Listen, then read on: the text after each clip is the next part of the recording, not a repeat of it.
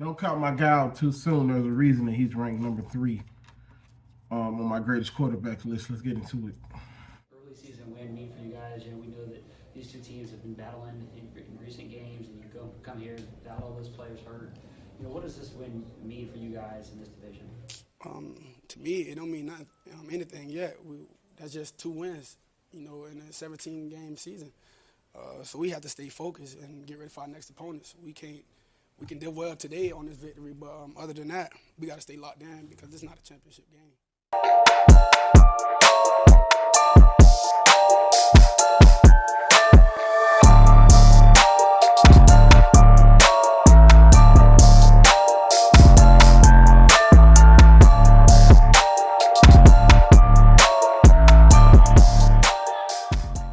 Hey, my name is Keith of the Black Quarterback Series, and today we got another full slate of this week.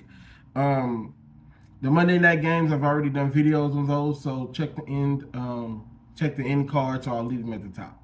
So let's get into it. So my intro you've already known. It's about Lamar. So let's get into it. Lamar was 24 for 33, 237 yards, 2 touchdowns, 12 carries, 56 yards. At the end of the day, Lamar is a running quarterback. At the least, he's a pretty decent to very accurate passer. That's a game manager. You take Lamar's arms, you take Lamar's legs away from him, he's a game manager, right? And so he showed that today. Now, did they leave some points out on the field? They definitely left some points out on the field. I counted 3. They left 3 touchdowns out there. I think that this game really should have been, they should have scored 45. Lamar missed 2 big passes. I will give him that. I'm holding the task on that. He missed 2 big passes down the field. But other than that, other than those 2 passes, and maybe one more, Lamar did what he was supposed to do. He said he played rusty as you know what. He came back and responded. Like I said, he had 2 touchdowns, 12 carries for 56 yards. And these 12 carries were not like, it was a 20-yard run and then da-da-da. It was like 3-yard run, 4-yard run, 2-yard run, when they were trying to keep the lead and run the clock out. The game looks closer than it actually was. I think they were in control most of the game, other than maybe some spots there in the first half. But for the most part, I think they were in control of the game. I did write down that I think Joe Burrow was hurt, but that doesn't negate how poorly he's played the last two games. People on TV, Nick, right? People on TV are going to be, Lamar, they're going to harp on the missed passes that he had. I'm recording this Monday at 2 o'clock, so I don't know what nobody's saying yet. I haven't watched the first take or anything. They're going to say that he missed those passes and blah, blah, blah. So they're going to try to undercut the greatness of what Lamar did yesterday. It's the nature for Lamar Jackson, But he played well. The offensive line really stepped up with all the injuries. They really stepped up and held that defensive line of Cincinnati to nothing. And just overall, great game by Lamar, great floor game. Like I said, he was a game manager. Until he had to run, and then he ran and got what he was supposed to. So they play Indianapolis next week. They have a real good shot of being 3-0, So I'm looking forward to that game. We're going to see what happens to Mahomes. So Mahomes is 29 for 41, 305 yards, 2 touchdowns and an interception. And 2 fumbles in the first half. Not Mahomes fumbles, but the offense had 2 fumbles. They don't look sharp. Maybe EB was a bigger thing than we actually thought he was, like everybody else had been saying, which is why Patrick was very upset when EB left. And we're going to get into Sam Howell in a minute, a little bit further on in this video. So I think EB was a bigger thing than people actually thought he was. They said, oh, it's Andy Reid. It's it's Andy Reid, but I think it was also Eric Bieniemy who made Patrick look good, because this is like one of his first years without Eric Bieniemy, and he don't look very sharp, Now, you can blame Kadarius Toney. You can also blame Kelsey, for being hurt and blah, blah, blah. But they won the game 17-9. So even with that all being said, and I'm going to keep harping on Nick Wright because he's starting to become a bigger hater and obnoxious, and I love Nick Wright.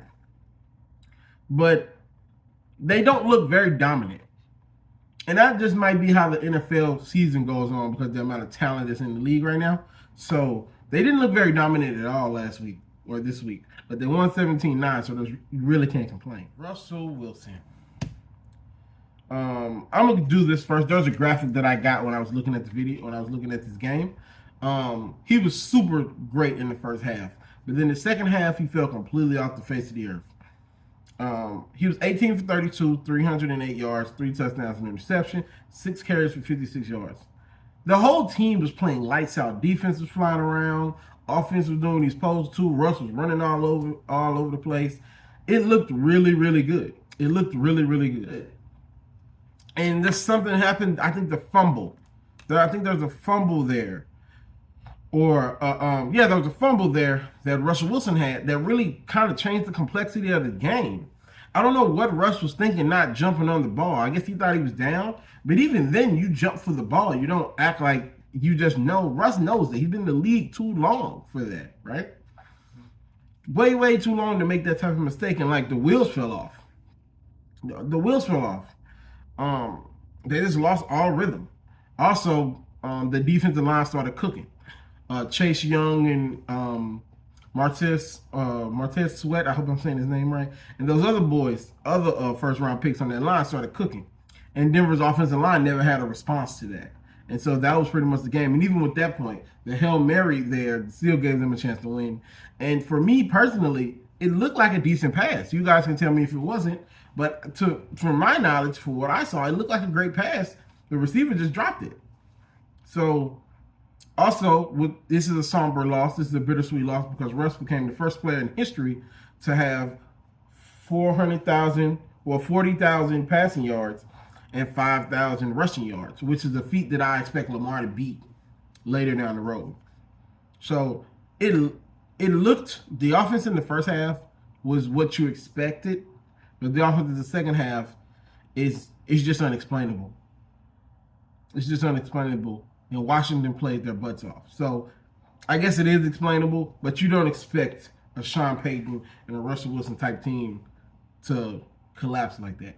That guy is only up 18 in the second, but you just don't expect it to collapse like that. And let's go to the other side. Eric Bieniemy after that, called a great game. Sam Howell looked really good. Poor man's Patrick Mahomes, maybe. Like I said with Patrick Mahomes, maybe EB was a bigger part of the offense than we initially thought. Because that offense looked really good. Now they got McLaurin and they got a couple guys. Number 8, I think he's a great running back. But EB has got the thing humming, especially at the end of the game. So I'm glad to see EB get a win, but I just wish it wasn't at the hands of Russell Wilson. And so we're going to get to Jordan Love. We're going to get to Jordan Love and Desmond Ridder. So Jordan Love was 14 and 25, 151 yards, 3 touchdowns. I think Green Bay will be fine. I think Green Bay will be fine. They learned some hard lessons today. They're a young team, but I expect for them to respond back. Nobody expected Green Bay to go 15-0, so I think that will be fine. And Jordan Love, to me, has shown enough to where he's at least comparable. You know what I mean? Now, if you lose the rest of your games, you could draft Caleb Williams, you do that. But I think Jordan Love will be fine. I think he'll be fine. So I'm happy to see that turned out well for them. The Falcons. Ridder was 19 for 32, 237 yards, touchdown and interception. They're going to be better than we expected. They're going to run the ball. Now, I might say Desmond threw for 32 attempts. It didn't feel like it. It didn't feel like he threw for 32 attempts. And when he did throw it, he was good. He was accurate. He might have made some mistakes, but he's a young guy. So I think the Falcons will look to upgrade at the end of the season. But I do think Desmond will be good right now. He's good for right now. And so who knows? He might turn it around and have a better season than I initially thought. So Geno didn't have a good first week. I didn't talk about him. I didn't have time to talk about him. Geno was 32 for 41, 328 yards, 2 touchdowns. I've never seen a slugfest where both teams scored about 70 points. No. About 70 points. But it was a slugfest. I'm talking about big hits. big plays on both sides of the ball. It was a great game. But it was a slugfest. It was weird, you know? But Geno did what he had to do in order to win. That slugfest of a game. And you might be like, it was a high-flying scoring game. Yeah, but you're talking about two elite coaches with talent that's not comparable going into overtime. You know what I mean? So, great win for Geno. Every win Geno gets, it solidifies him being more the starter. And I think he might be the starter going forward. Obviously, like I said about Atlanta, if you can find a better starter, go for it. But I don't think you're in a real rush to grab another starter.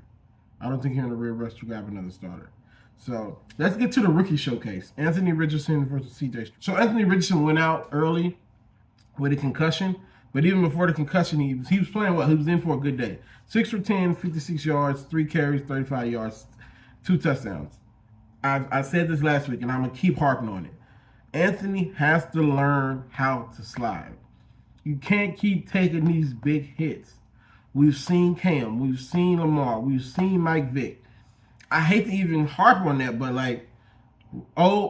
runners age quickly. And I love these guys. They're some of my favorite type of quarterbacks. But you got to be the Russell Wilson type of runner and not the Lamar Jackson, Cam Newton type of runners. Lamar early, he slid and failed a couple times. Lamar doesn't take big hits anymore. It took Lamar a couple big hits, and he's like, I'm good. Richardson has to learn how to slide. He has to learn how to slide, or that's going to be the detriment of his career. Because he looks really, really good. Now he does have Jalen Hurts, offensive coordinator last year as his head coach, so that probably has a lot to do with it. But the fact that like I said this last week, I didn't see this at Florida.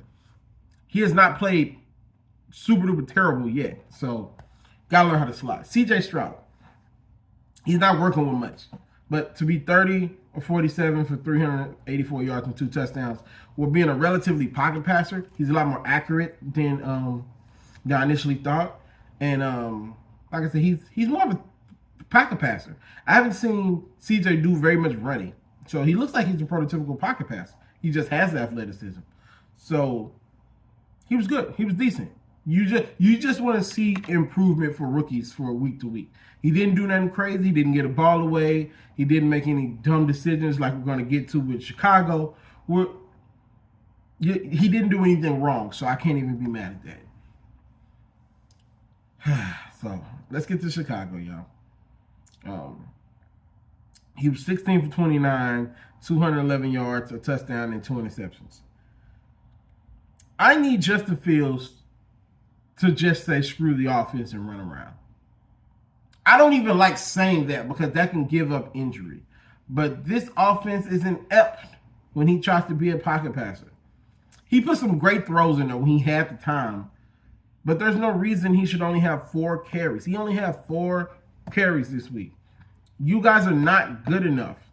They need to go get Lamar's old offensive coordinator and have him be the offensive coordinator in Chicago. I think if they get Greg Roman. If they go get Greg Roman for Justin Fields, you'll see him. He'll turn into Lamar. He'll turn into year 2 Lamar. He might not be MVP, but he'll turn into year 2 Lamar. I can bet money on that. He played decently today, but the reason I'm harping on this is because there are just mistakes that you cannot make as a starting quarterback in the NFL. On the screen pass, and I'm gonna be showing it on the screen pass that you did. You can't throw that. You got to throw it at their feet. You can't throw an interception there when you guys are driving, trying to get back into the game. And that was essentially the game there. You can't throw that interception at the 1-yard line. That was essentially the game right there. I watched it and I turned it off. I said, oh, that's it. Defense, you guys can't make Baker Mayfield look like Tom Brady, which is what they did. Now, Mike Evans had a hell of a day, but you can't make him look like Tom Brady, It's rough in Chicago right now. It's rough in Chicago. And so my final 2 guys, because we did Monday night already. Dallas, 31 for 38, 255 yards, 2 touchdowns. Dallas was good.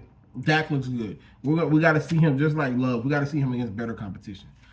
The Dallas did what they were supposed to do against the Jets without Aaron Rodgers. So, and I'm gonna give I got that struggle to talk about them because of what he did to the HBCUs. But a major shout out to Shador and Dion and even Dion's son on defense. Them boys played their butts off Saturday night. I thought the game was over.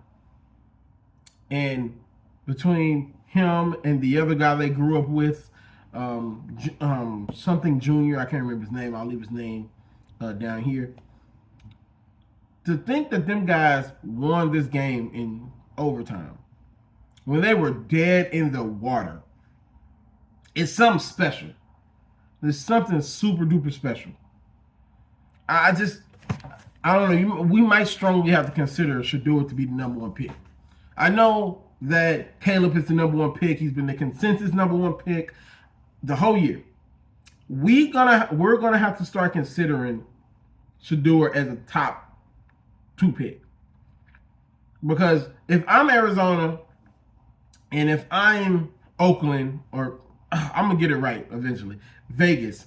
If I'm Vegas, or if I'm even the Rams, you looking at that like, do we have a chance to get him if he comes out? And that's the thing. Is he going to come out? I don't think he's going to come out. He's been rich his whole life. He's making money now with the NIL deals. There's really no reason for him to come out. But if he does come out, boy, I would strongly consider putting the package together to trade up for whoever goes up there. Even Chicago. Chicago might want to kick the tires on it to just start over. But I don't want to see no other quarterback in Chicago because they're already ruining Justin Fields. I don't want them to ruin anybody else, So major shout out to Shador Sanders, Dion, and Colorado State. I might not like how you left, but you guys, I thought they was gonna be good. I don't know where all this stuff was that people didn't think Dion was not gonna be good or Shador wasn't gonna be good. I mean, these guys been balling for a long time. So shout out to them guys. Do what you do. And I'm just gonna cover you play ball and the rest of the stuff. So that's all I got for you guys. Really, really great weekend of sports, weekend of football. And I'll see you guys tomorrow for my picks for week 3.